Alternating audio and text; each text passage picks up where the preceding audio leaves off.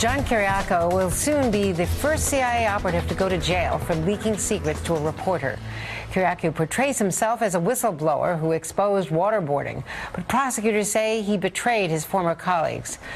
Bruce Riedel is a former CIA officer now with the Brookings Institution and a former colleague of Kiriakou's as well. You have written to the president, Bruce, asking him to commute this sentence. It's a 30-month sentence. Why? Given what I read and what I heard the judge say, the judge said she thought 30 months was not long enough.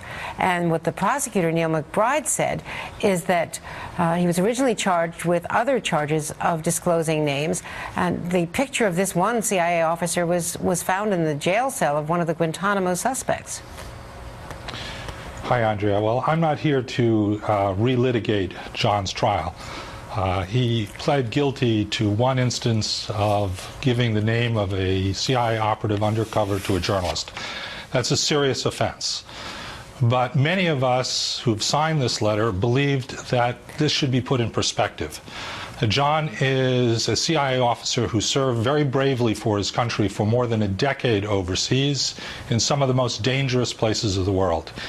He most notably led the team that went in and captured Abu Zubaydah in 2002, the first senior al-Qaeda figure captured after 9/11. The capture of al-Zubaydah was critical to the line of captures that ultimately led to the death of Osama bin Laden. Secondly, there is precedent here for commutation of this offense. 4 years ago, President Bush commuted the sentence against Scooter Libby, the vice president's chief of staff. Scooter Libby had leaked the name of a CIA officer, Valerie Plame, to the press. He did so very deliberately, I would say even maliciously. That did very badly damage a CIA operational capability, and yet his sentence was commuted. Let's put John's situation in some perspective. Does the punishment fit the crime here? I think he's already been punished a lot. He's incurred tens of thousands of dollars in court expenses. He's lost his job. Does it really make sense to send an American hero to go serve 30 months in jail? I don't think so, and a number of other people, including a dozen other former CIA officers, have asked the president for mercy, for compassion in this case. Let me play just a little bit of a Today Show interview that Savannah Guthrie did with John this morning.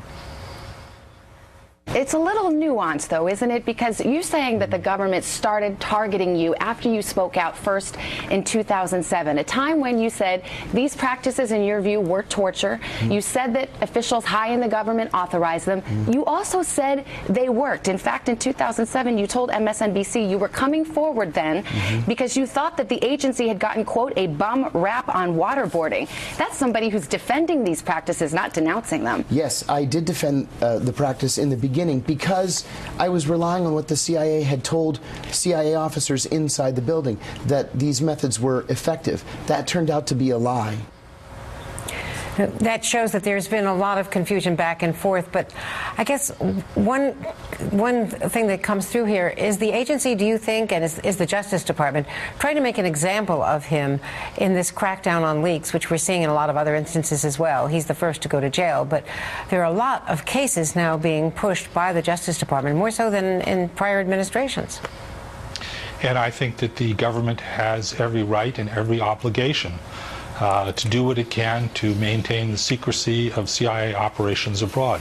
Don't get me wrong, I think that leaking the names of CIA officers is a very serious offense. I've served undercover for my country as well, and I wouldn't want to see it done to me. But I think we need, again, some perspective here. This president rightly decided to outlaw torture and to close down secret dark prisons. I think those were the right things to do. He also decided, again rightly in my judgment, not to prosecute those who'd been involved in those operations, because after all, those operations were ordered by his predecessor, George Bush and Dick Cheney.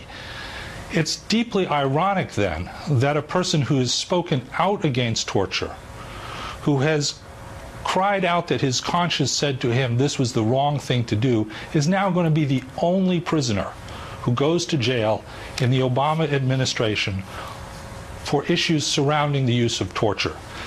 This is a progressive, liberal, democratic administration. I supported it. I helped to get Barack Obama elected in 2008, and I continue to support him today. But I don't think that it's a good fit for this administration to send to jail an American hero who has worked against torture when those who carried out torture aren't going to go to jail in the future. It just doesn't add up right, Andrea. Well, we're going to have to leave it there. Thank you very much, Bruce. Good to see you. Thanks for joining us. Good to see you. And we'll be right back.